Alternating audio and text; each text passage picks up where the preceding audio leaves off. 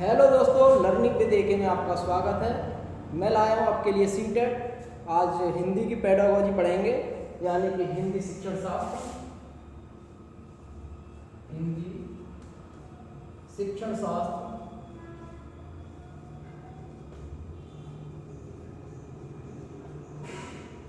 जब हम किसी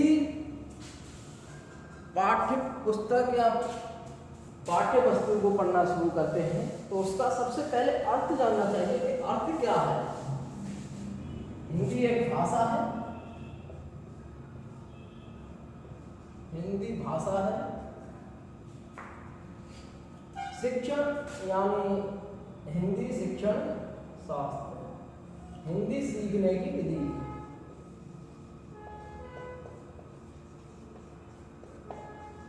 हिंदी हम कैसे सीखते हैं, कैसे पढ़ते हैं, कैसे बोलते हैं, वो हिंदी शिक्षण शास्त्र के अंतर्गत आता है। हिंदी शिक्षण शास्त्र में आता है कैसे हम हिंदी को सीखें, कैसे पढ़ें, कैसे लिखें, ये सब आता है। कैसे अच्छा तरीका होता है, सबसे अच्छा तरीका होता है प्राथमिक स्तर पर सबसे अच्छा तरीका क्या है हिंदी सीखने का, ये सब हिंदी शिक्षण शास्त्र के अंतर्गत आते हैं। अब पहला क्वेश्चन है, अब हम शुरू करते हैं पेडागोजी हिंदी की। पहला क्वेश्चन है, निम्नलिखित कथनों में से निम्नलिखित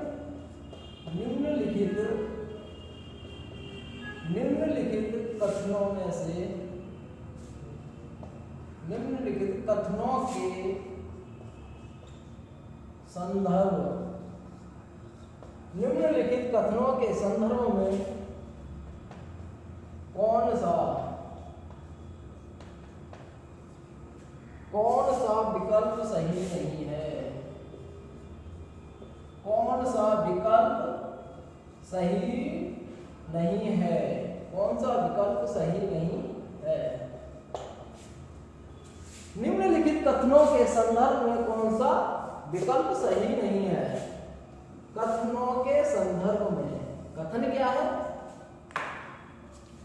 कविता, गीत,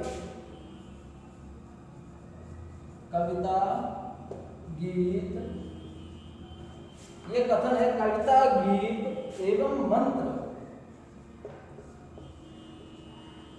मंत्र के तरीके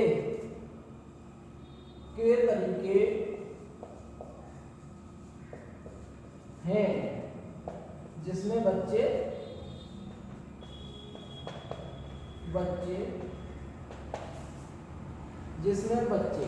ये है कथन। कविता, गीत एवं मंत्र के तरीके हैं जिसमें बच्चे, ऑप्शन है, पहला ऑप्शन है शब्द एवं वाक्य संरचना रटते हैं। शब्द एवं वाक्य संरचना रटते हैं।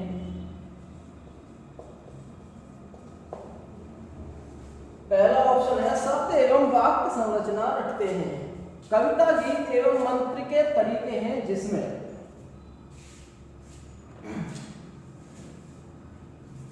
कविता बोलेंगे, गीत बोलेंगे, मंत्र बोलेंगे, शब्द की बार बार पुनरावृत्ति होगी, हम रटेंगे, वाक्य भी रटे जाएंगे, कविता वाक्य भी होते हैं, रटे जाते हैं। लेकिन रटना हमारे पेडागोजी के अंदर, रटना नेगेटिव ऑप्शन माना है। ये भी गलत हो सकता है, आगे देखते हैं। दूसरा ऑप्शन है उच्चारण का अभ्यास करना, उच्चारण का अभ्यास करना।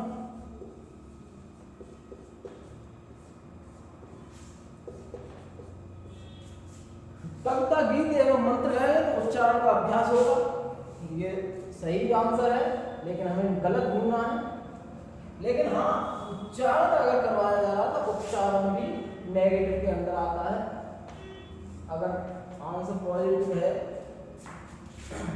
लेकिन इतना नेगेटिव नहीं है फिर भी। तीसरा ऑप्शन विषय वस्तु के विषय वस्तु के विषय वस्तु के माध्यम से,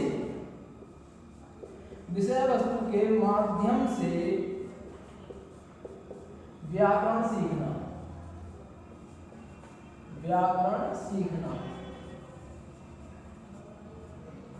व्याकरण सीखना, विषय वस्तु के माध्यम से व्याकरण सीखना।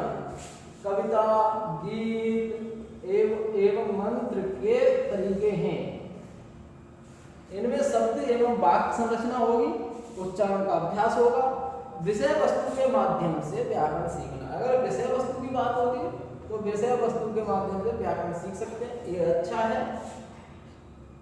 लेकिन हमें बिल्कुल नेगेटिव ढूंढना है। लेकिन कविता ये सारी चीजें होंगी, ये इससे भी ज्यादा होगा, लेकिन यहाँ विषय वस्तु नहीं है क्वेश्चन में, इसलिए आगे का ऑप्शन देखते हैं।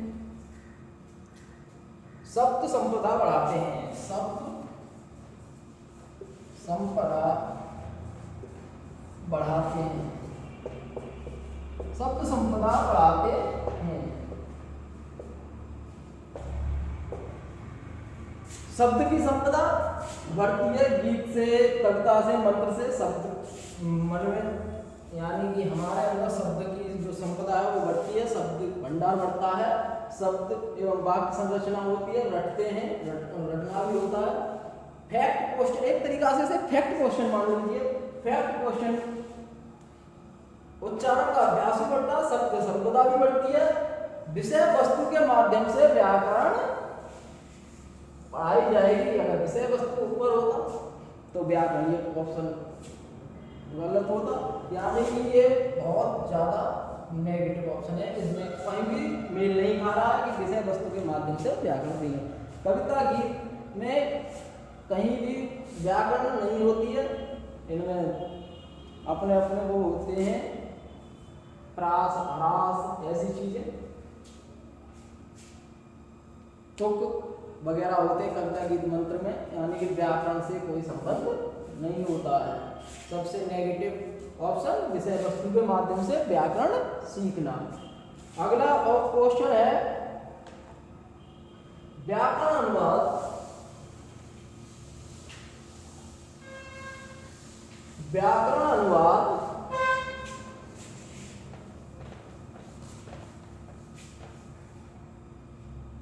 दूसरा क्वेश्चन है व्याकरण अनुवाद। व्याकरण अनुवाद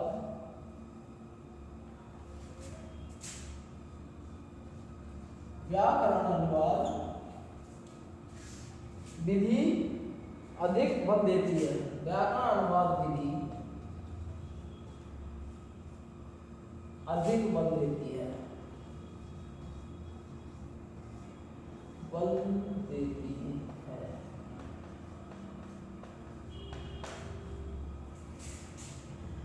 जब हम व्याकरण की बात करते हैं, हमने शुरू से ही परिभाषा पढ़ते आ रहा है कि शुद्ध शुद्ध लिखना, शुद्ध पढ़ना, शुद्ध देखना व्याकरण कहलाता है। यानी कि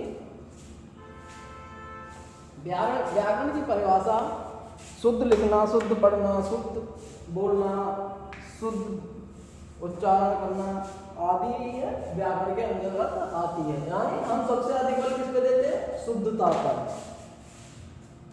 व्याकरण के अनुसार अनुवाद करना, शुद्धता पर बल देना, शुद्ध लिखना, शुद्ध पढ़ना, शुद्ध बोलना व्याकरण विधि के अंतर्गत आता है। पहला ऑप्शन है शुद्धता पर,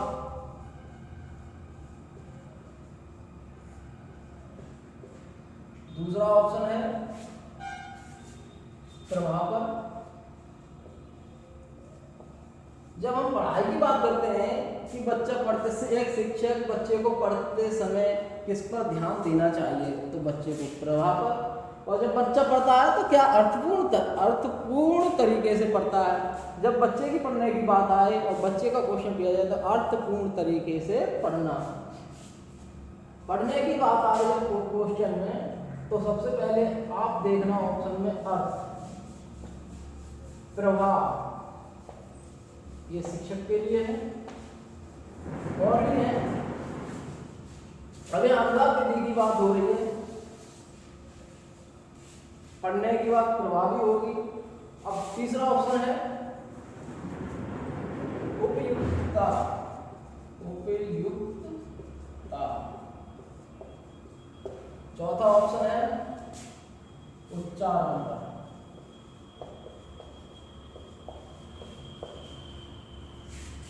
उच्चारण का बताया, लेकिन यहाँ फैक्ट क्वेश्चन है। व्याकरण अनुवाद विधि अधिक बल देती है इस पर, शुद्धता पर। शुद्ध पढ़ना, शुद्ध उच्चारण करना, शुद्ध लिखना, शुद्ध बोलना, ये सब व्याकरण अनुवाद विधि, यानी कि ऑप्शन 1 आंसर। जब हमने पहले से परिभाषा पढ़ी है, शुद्ध पढ़ना, शुद्ध लिखना व्याकरण कहलाता है। अगला क्वेश्चन है,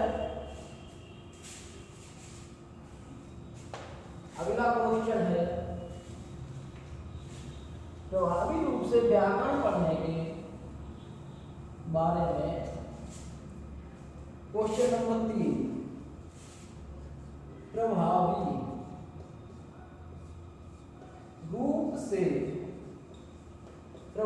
रूप से व्याकरण पढ़ने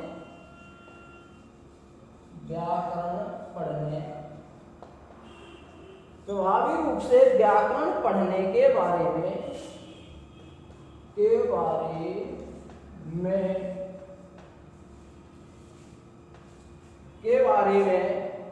प्रभावी रूप से व्याकरण पढ़ने के बारे में निम्नलिखित में से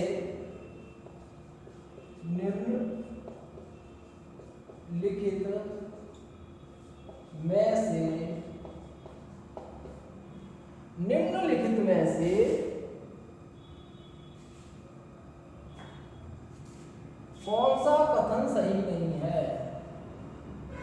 कौन सा कथन सही नहीं है?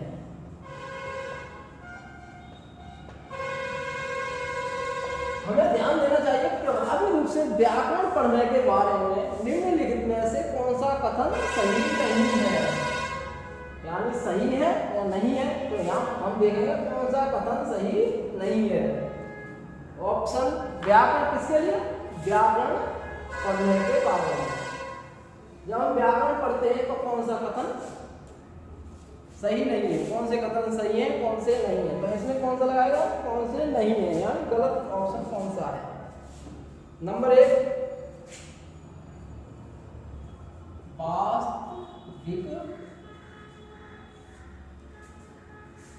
वास्तविक संप्रेषण के रूप में वास्तविक संप्रेषण के रूप में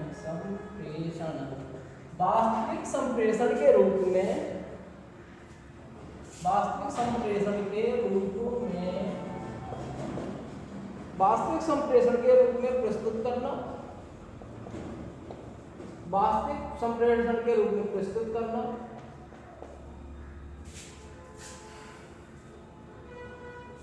व्याकरण का मतलब ही वास्तविकता होती है, यानी वास्तविक चीजों से उसे विद्गत कराना, समझाना। वास्तविक रूप से संप्रेषण यानी भाषा का आदान प्रदान व्याकरण के रूप में करेंगे, प्रस्तुत करेंगे, संप्रेषण करेंगे व्याकरण पढ़ने के बारे में। ये सही ऑप्शन है। दूसरा ऑप्शन है संदर्भों के अनुसार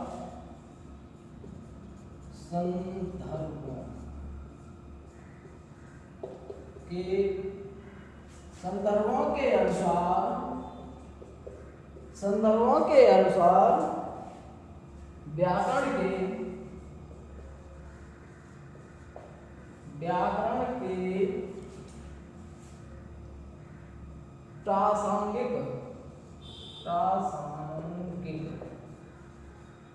नियम बनाना,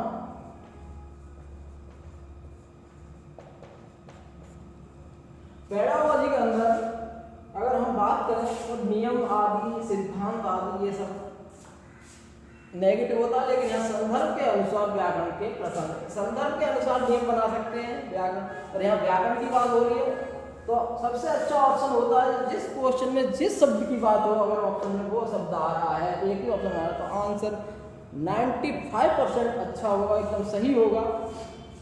लेकिन हमें सही की बात नहीं करनी है, नेगेटिव की बात करनी है।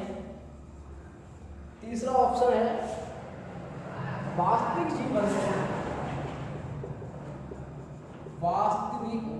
जीवन में जब वास्तविक जीवन की बात आए और प्रश्न पॉजिटिव हो तो आंसर 95% वास्तविक जीवन, संदर्भ, विभिन्न, वास्तविक संप्रेषण, ऐसे ऑप्शन बहुत ज़्यादा अच्छे होते हैं, बहुत ज़्यादा पॉजिटिव होते हैं। यानी कि वास्तविक जीवन में संप्रेषण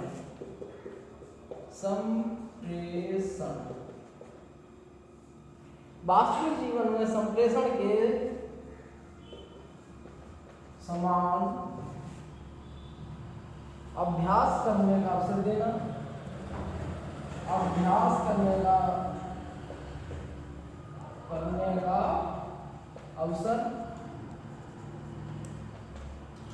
जब पॉजिटिव में अवसर जैसे शब्द आ जाए तो बहुत ही अच्छा आंसर होता है।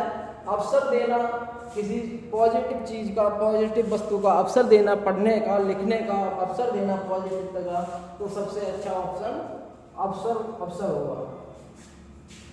चौथा है नियम को रटकर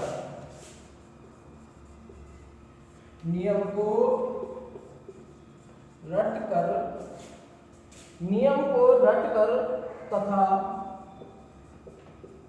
अभ्यास करके व्याकरण सीखना, अभ्यास करके व्याकरण सीखना।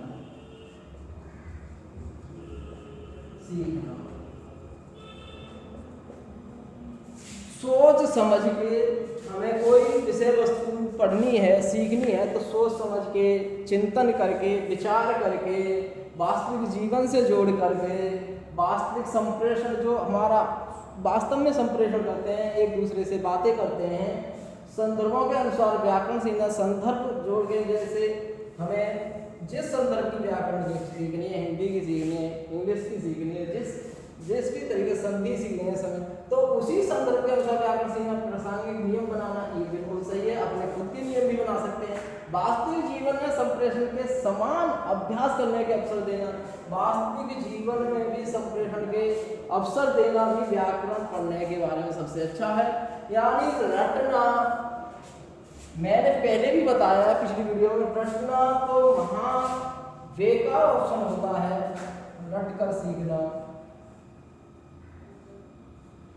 सीखना वहाँ नेगेटिव शब्द होता है। ये ऑप्शन बिल्कुल गलत है, इसलिए हमारा आंसर होगा चौथा, नियम को रटकर तथा अभ्यास करके व्याकरण सीखना। उसी चीज का आप अभ्यास कर रहे हैं व्याकरण रट के, एक ही चीज का बार बार अभ्यास नहीं कर सकते। क्वेश्चन नंबर 4 है,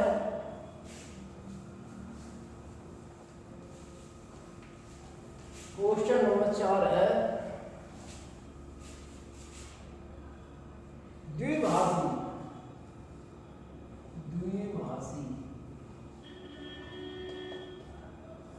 अगर हमें सीटेट अच्छे नंबरों से क्वालिफाई करना है तो गत वर्षों में आए हुए क्वेश्चनों को हमें अभ्यास करना पड़ेगा, सीखना पड़ेगा, उन पर चिंतन करना पड़ेगा। जैसा कि सीटेट है, ना रटने पर वो जोर देता है और ना ही उसके क्वेश्चन होते हैं रटने लायक। उसके क्वेश्चन को ओनली समझने लायक, उसके क्वेश्चन जैसी करनी वैसा फल, वही है। जैसा इसके नियम है वैसा ही सिद्धांत है और वैसा ही करके दिखाता है सीटेट। ना रटने की कोई जरूरत ही नहीं है इसके क्वेश्चन ऑप्शनों को। क्वेश्चन है द्विभाषी बच्चे केवल समझने की जरूरत है सीटेट को। सीटेट अच्छे नंबरों से 120 प्लस नंबरों से 130 प्लस नंबरों से आसानी से केवल और केवल सोचने समझने चिंतन करने का अवसर देता है ये सीटेट। अगर हम अच्छे से चिंतन करके ऑप्शन करेंगे, चिंतन ये भी नहीं कि 1-2 मिनट चिंतन ही करते रहो क्वेश्चन पर, तुरंत माइंड में लाओ, चिंतन करोगे ये एक शब्द क्या कह रहा है और इसका आंसर क्या होगा। क्वेश्चन है द्विभाषी बच्चे, यहाँ दो भाषा जानने वाले द्विभाषी भाषा जानने वाले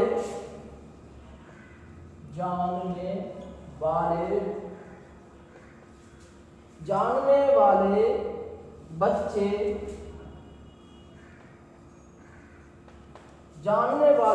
किसी से बात करते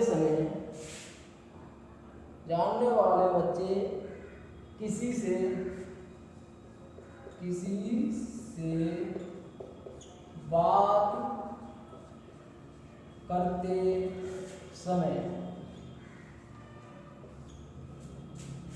बात करते समय प्रायः एक भाषा के शब्दों का प्रयोग करते हैं। प्रायः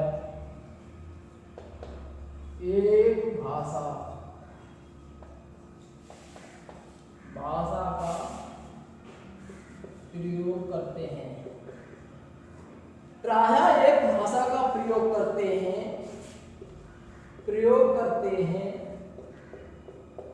कहलाता है।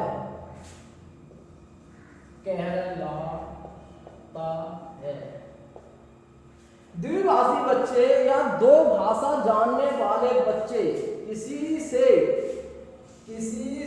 बात करते समय, दो भाषा वाले बच्चे, दो भाषा जानने वाले बच्चे जब किसी से बात करते समय प्रायः एक भाषा का ही प्रयोग करते हैं। जब हम एक भाषा का प्रयोग करते हैं, एक ही भाषा का प्रयोग करता है, मतलब दो भाषा जानने वाले हैं और वो एक ही भाषा का प्रयोग कर रहा है,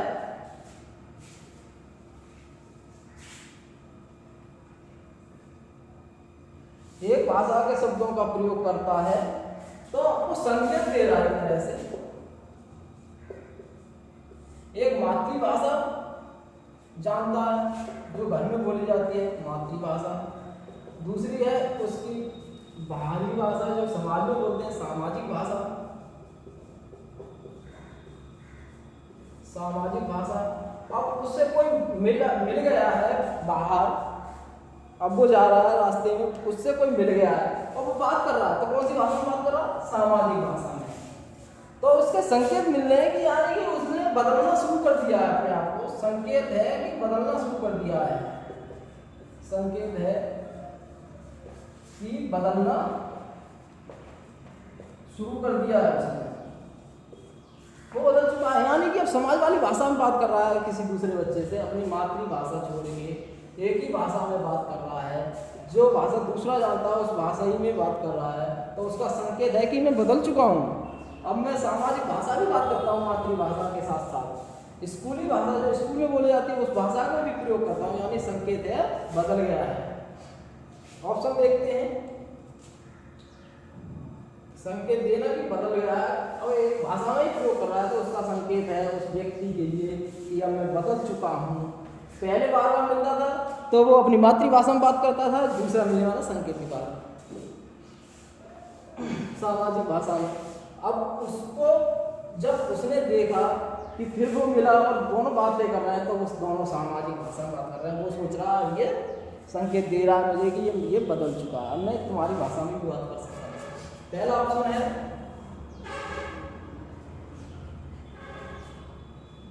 पहला वो है संकेत मिश्रित करना।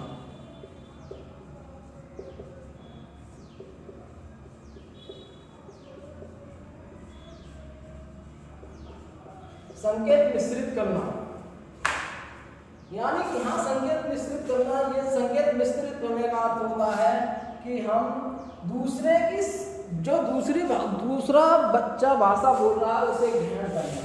दूसरा व्यक्ति जो भाषा बोल रहा है, जो भाषा बोल रहा है उसे ग्रहण करना, उस भाषा को ग्रहण करना।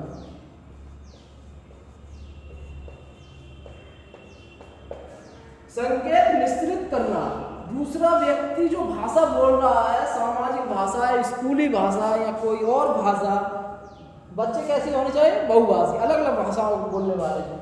तो जब दूसरा बच्चा भाषा बोल रहा है, पहला बच्चा जिस भाषा को ग्रहण कर रहा है, ये सब मेन इम्पोर्टेंट शब्द है। जब मिश्रित करना संकेत आए, संकेत मिश्रित करना आए, तो ये ग्रहण करना ऑप्शन में होगा। या ऊपर क्वेश्चन में संकेत मिश्रित करना तो ग्रहण करना ऑप्शन में होगा, और ग्रहण करना अगर प्रश्न में है तो ये संकेत करना मिश्रित होगा। यानी ग्रहण करता है कब? ग्रहण जब करता है शब्द संकेत मिश्रित करना होता है, यानी मिलाना संकेत आपस में। दूसरा ऑप्शन है संकेत बदलना, संकेत बदलना, यानी कि जो है संकेत बदलना। तीसरा ऑप्शन है बहुभाषिकता, बहुभाषिकता।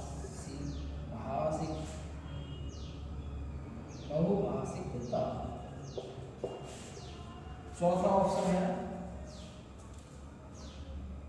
दक्षता स्तर।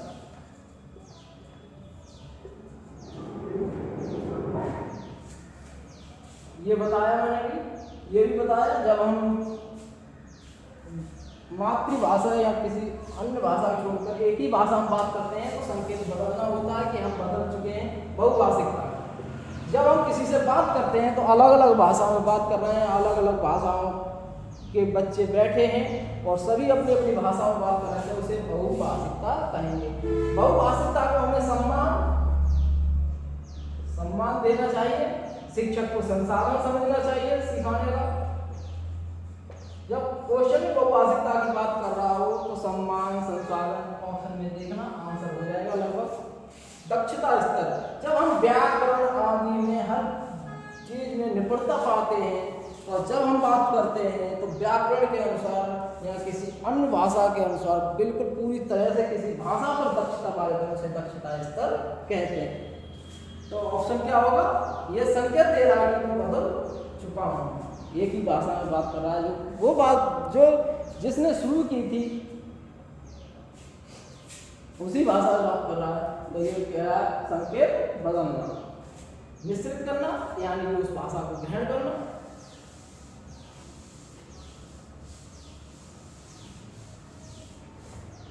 अगला क्वेश्चन है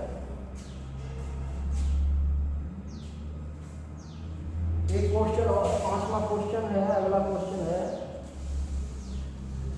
भाषा अधिगम के लिए,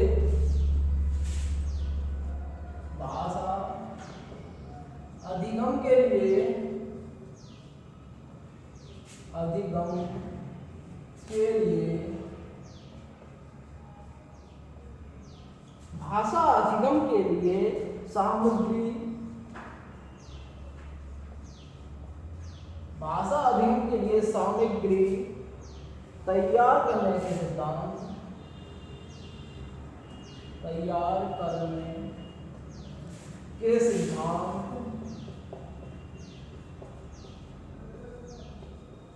भाषा अधिगम के लिए सामग्री तैयार करने के सिद्धांत, सिद्धांतों में से एक है, सिद्धांतों में से एक है।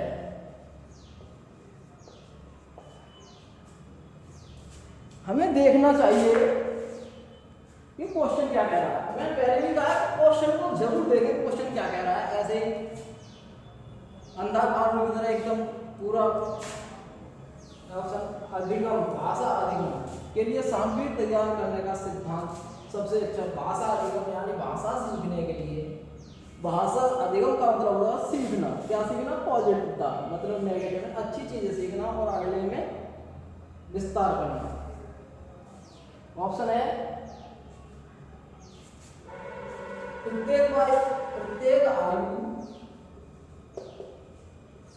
प्रत्येक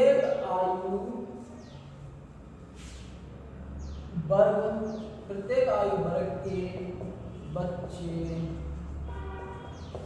प्रत्येक आयु वर्ग के बच्चों को प्रत्येक आयु वर्ग के लिए जटिल सामग्री तैयार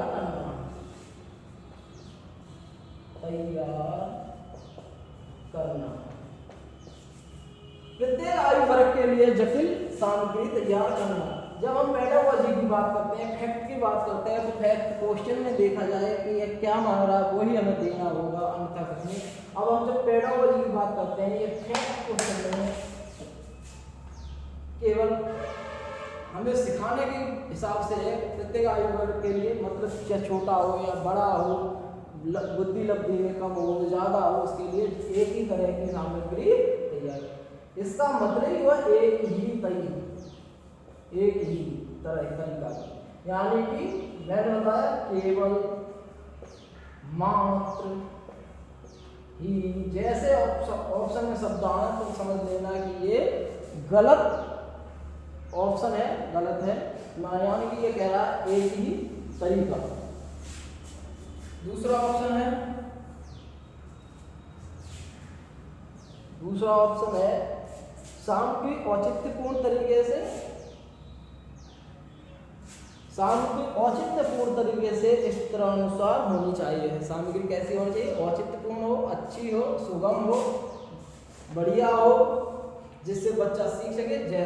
जैसे जिसकी जितनी समझ है उसी के अनुसार सामग्री हो सीखने के लिए। अगर कोई, इसीलिए तो बुद्धि लब्धि बनाई गई है। कोई प्रतिभाशाली है, कोई मंद बुद्धि है, कोई जड़ बुद्धि है, सबके लिए अलग अलग सामग्री तैयार की जाए औचित्यपूर्ण बच्चे के अनुसार। यही ऑप्शन, यानी कि जो औचित्यपूर्ण है, अच्छा है, वही ऑप्शन होगा। आज के लिए बस इतना ही। आगे कल ये इसी क्वेश्चन से कल शुरू करेंगे।